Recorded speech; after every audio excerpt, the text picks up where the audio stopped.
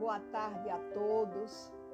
Nós vamos iniciar o nosso culto do Evangelho no lar, agradecendo a Deus, ao Prozebem, por podermos estar unidos nessa vibração.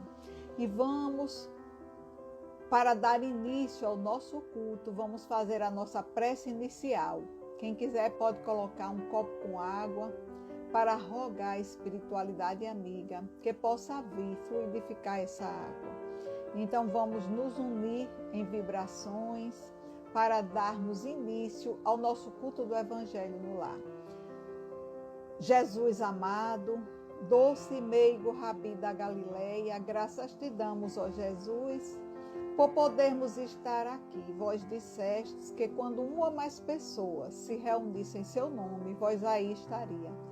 Então, Senhor, queremos agradecer a presença, a sua presença, para agradecer por tudo que tem chegado até nós e para te pedir por todos os nossos amigos que estão passando por dificuldades. Rogamos também, Senhor, a companhia dos nossos amigos espirituais, dos nossos anjos da guarda, para que eles possam nos auxiliar a compreender as lições que nós vamos conversar nessa tarde. Nos inspira, nos guia hoje e por todo sempre. E assim seja. Hoje nós vamos, no nosso culto do Evangelho, fazer uma reflexão sobre os motivos de resignação. Esse assunto está lá no Evangelho segundo o Espiritismo, no capítulo 5º. É o item 12º. Nós vamos fazer a leitura, ele é muito grande, mas nós vamos fazer uma leitura pequena dele, né? Ele inicia dizendo que pelas palavras, bem-aventurados os aflitos, que serão consolados, Jesus aponta a compensação que hão de ter os que sofrem e a resignação que leva o padecente a bendizer o sofrimento como prelúdio da cura. Também podem essas palavras serem traduzidas assim: deveis considerar-vos felizes por sofrerdes, visto que as dores deste mundo são o pagamento da dívida que as vossas passadas faltas vos fizeram contrair. Suportadas pacientemente na terra, essas dores vos poupam séculos de sofrimentos na vida futura. Deveis, pois, sentir-vos felizes por reduzir a vossa dívida, permitindo que a saldeis agora e que vos garantirá a tranquilidade no porvir. O homem que sofre assemelha-se a um devedor que de uma avultada soma, a quem o credor diz: se tu me pagares hoje a 100ª parte do seu débito, quitar-te-ei e ficará livre do restante. Se não fizeres, atormentar-te-ei até que pagues a última parcela. Não se sentiria feliz o devedor por suportar toda espécie de privações para se libertar da dívida, pagando apenas a 100ª parte do que deve? Em vez de se queixar do seu credor, ele não ficaria agradecido? Então, essa é a explicação do motivo por que nós devemos nos resignar. O sofrimento, ele está no mundo para todos, já que esse mundo é de provas e de expiações. Então, todos nós que aqui estamos encarnados, nós temos dívidas a saldar. E no decorrer da nossa reencarnação, muitas vezes nós contraímos outros débitos que, por vezes, eles provocam o sofrimento nessa mesma vida, né? Mas mesmo a gente tendo essa ideia, mesmo o Evangelho trazendo essa explicação, dificilmente, quando nós estamos sofrendo, nós paramos para tentar compreender a razão da dor, o porquê nós estamos sofrendo. Normalmente, aquele que está passando por dores, por vicissitudes, na maioria das vezes, eles nunca se sentem merecedores daquele sofrimento. Normalmente se sentem injustiçados, né? Então, o motivo das aflições, eles são diversos. A questão é como nós nos portamos diante desse sofrimento quando a dor bate à nossa porta, né? Então, muitas vezes, são pequenas aflições do dia a dia. É uma pessoa que tem o hábito de chegar naquele horário e atrasa. Então, quem está aguardando aquela pessoa chegar já fica logo imaginando, telefonando. Então, são pequenas aflições. Mas tem outras aflições maiores, né? Hoje, nós estamos vivendo, na maioria das pessoas, né? A maioria das pessoas estão vivendo com medo. O medo de adoecer, o medo de contrair esse vírus e o medo de desencarnar por conta de nós estarmos presenciando, né, muitas desencarnações. Mas o que o Evangelho traz para todos nós é o motivo por que nós devemos buscar a resignação. O Evangelho nos diz que as provas, quando elas são bem suportadas, quando elas são aceitas de uma forma resignada, tentando compreender o motivo da dor e aceitando por saber que existe uma causa justa, né? Ela nos conduz a uma libertação, que nós não devemos desanimar, deixar com que o desânimo se aloje nos nossos corações. E para isso, nós temos um recurso que é fundamental para que a gente não desanime, para que a gente encontre forças para suportar e esperar que o sofrimento passe, que é a prece, né? A prece é o sustentáculo para as nossas almas. Então, com essa disposição de compreender o porquê da dor, e com a prece, com a certeza de que nós temos os nossos anjos da guarda, que não nos abandonam, que nós temos amigos. Então, nós vamos passar por essas dificuldades de uma forma mais amena. Nós temos a certeza de que nós estamos aqui para evoluir. E a dor, ela pode ser considerada como se fosse um arado a trabalhar o terreno dos nossos corações. Jesus, no Evangelho, ele nos diz que ele é o jardineiro divino que cultiva o solo dos nossos corações no silêncio, né? Então, com essa introdução, nós vamos ver por que nós temos motivos para nos resignar. Então, vejam que esse item, né, motivos da resignação, ele está colocado no item 12 do capítulo 5º. O capítulo 5º é Bem-aventurados os aflitos. Então, por que Kardec colocou logo no capítulo 5º esse Bem-aventurados os aflitos? Primeiro, porque os 4 primeiros capítulos do Evangelho segundo o Espiritismo são a base para que a gente possa compreender a utilidade do sofrimento, a utilidade da dor e compreender os motivos para a resignação, né? Então, se não fosse, se a gente não tivesse nesses 4 primeiros capítulos, meu reino não é deste mundo, né? Pluralidade das existências, ninguém pode ver o reino do céu se não nascer de novo. Então, são conceitos básicos para que a gente possa compreender o porquê das aflições, né? E nesse capítulo 5º, Kardec vai colocar as causas das aflições e a justiça. Nós sabemos que Deus é infinitamente justo e bom. Então, tudo que chega nas nossas vidas tem uma razão de ser. Se chega o sofrimento, se chega a dor, é justa, porque Deus não coloca nada nas nossas vidas, não permite, porque na verdade quem coloca o sofrimento, quem desarmoniza com a lei e por isso atrai o sofrimento como uma forma de nos reajustarmos com as leis divinas, somos nós. Quando nós erramos, quando nós, nos nossos equívocos, nós cometemos os erros, nós automaticamente vamos nos comprometer com a questão de nos reharmonizarmos com as leis. Não tem jeito, né? É a lei de ação e de reação. Então, nós compreendendo a causa da aflição, que é justa, porque Deus é justo, e porque conhecendo a lei de causa e efeito, nós compreendemos que tudo depende das nossas ações. E nós vamos ver que as causas das aflições, tanto elas podem estar nessa vida, como podem estar em outras vidas. Por quê? Porque nós somos seres que reencarnam. Nós temos diversas oportunidades, diversas reencarnações, e as reencarnações, elas são solidárias. Quando nós erramos, se nós não cumprirmos tudo que nós precisamos nessa mesma vida, nós vamos ficar devendo, né?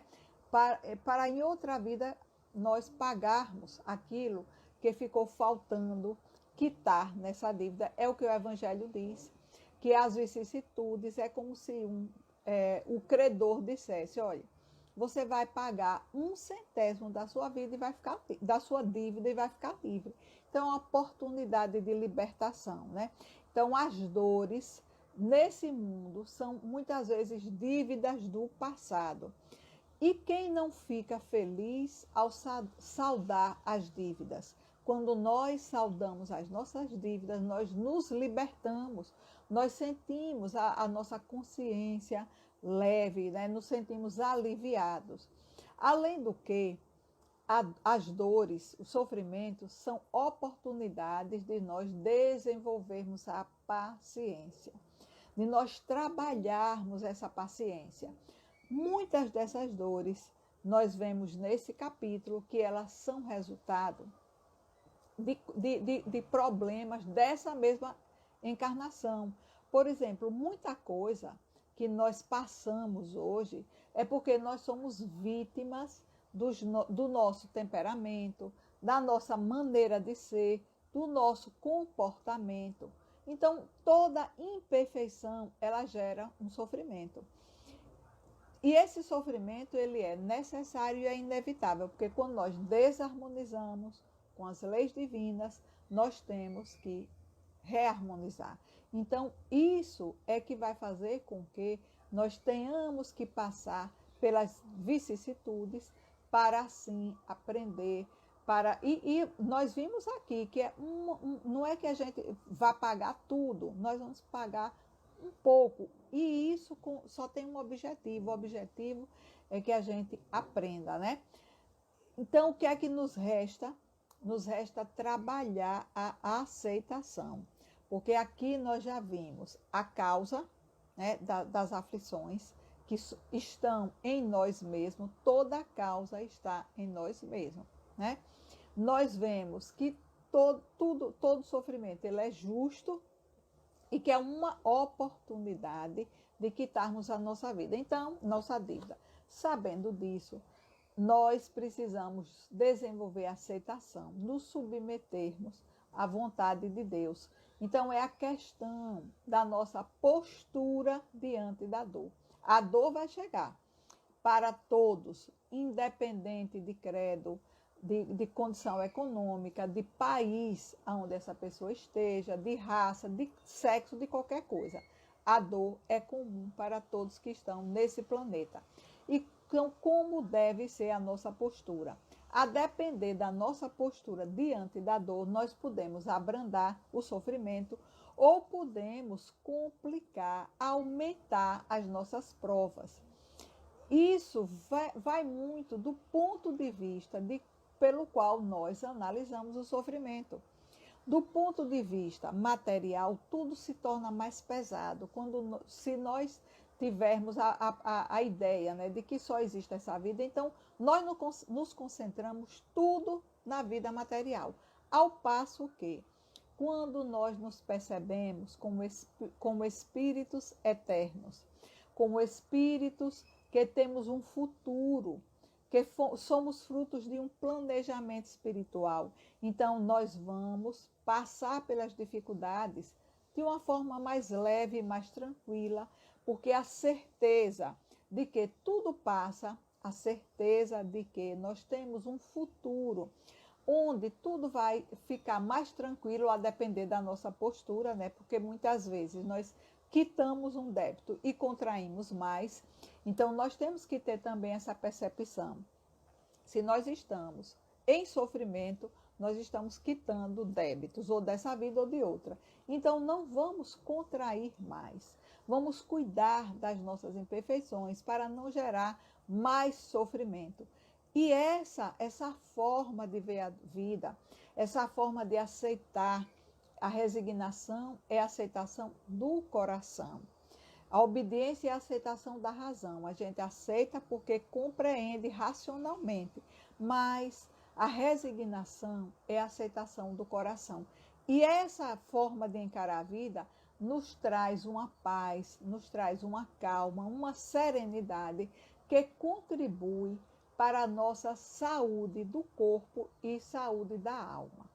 Leon Denis, no livro Depois da Morte, ele tem uma página que se chama Resignação na Adversidade, onde ele vai nos dizer que, apesar de todos os progressos sociais, milhões de criaturas sofrem. E nós hoje estamos tendo uma prova, porque todo mundo, toda a humanidade está passando por dores terríveis, né? E nós, todos nós, espíritos imortais, nós almejamos uma vida melhor. Quem tem a filosofia espírita como uma norma de vida, como uma forma de viver, né? Nós damos outro sentido para a vida, porque nós temos a certeza, a convicção de que tudo passa. E essa convicção também nos traz uma forma de ver a dor sobre outra perspectiva, porque nós vamos ver a dor não como uma desgraça, porque a desgraça é realmente aquilo que traz consequências funestas para as nossas vidas. Mas a dor, nós vemos no Evangelho, que é uma bênção que Deus envia aos seus eleitos. Então, do ponto de vista espiritual, a dor é uma bênção, a dor é uma libertação, porque é quando nós quitamos as nossas dívidas. E essas provações, essas dores, vão como trabalhando o terreno dos nossos corações, vão purificando as nossas almas, nos preparando para viver o reino divino, para irmos implantando o reino dos céus nos nossos corações. Por isso que Leon Denis diz, saibamos aceitar a dor e os seus efeitos como se fossem remédios amargos, porque toda dor é uma traz grandes ensinamentos. É como se fosse uma mestra nas nossas vidas. Divaldo diz que a dor é um telegrama de Deus dizendo para todos nós, para que a gente mude, né? Então, Chico, ele tem um caso de Chico que ele estava passando por uma dificuldade muito grande. E aí ele disse para Emmanuel, quando você tiver oportunidade, eu vou lhe pedir um favor, fale com Maria, a mãe de Jesus, para que ela me dê uma orientação acerca dessa dor que eu estou vivenciando. Então, ele estava passando por um problema muito sério. E ele pediu a Emmanuel uma orientação de Maria, a mãe de Jesus, Maria de Nazaré. E passado um tempo, Emmanuel disse, olha, Maria tem uma orientação para você. Então, ele se preparou para psicografar na intenção de receber uma mensagem grande, alguma coisa assim. E quando ele ficou, né, como ele costumava, na postura que ele costumava ficar para receber as mensagens que Emmanuel trazia para ele, né, aí ele escreveu, isso também passará. Essa foi a mensagem que Maria de Nazaré trouxe para Chico. Isso também passará.